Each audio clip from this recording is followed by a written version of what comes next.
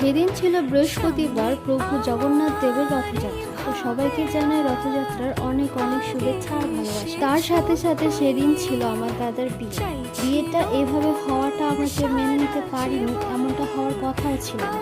কথা ছিল অনেক ধুমধাম করে বিয়ে হবে, আমি সাজবো, কোন দিন কি পরবো, কি মেহেন্দি পরবো, কি রঙের শাড়ি পরবো, কার কাছে সাজবো, সব। কিন্তু পরিস্থিতিটা এমনই ছিল যে এসব করা আর সম্ভব হয়নি।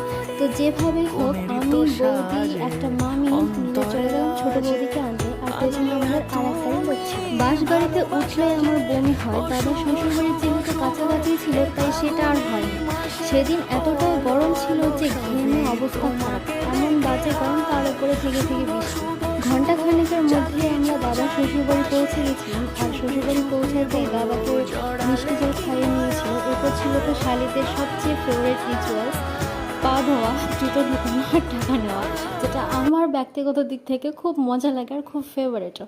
আর দাদার শালিগুলো ছিল খুব কিউট কিউট। এরই মধ্যে বৌদিকে একবার নিয়ে এসেছিল, যেটা নিয়ম করতে হয়। এরপর আমরা বাড়ি গেলাম আর আমাদের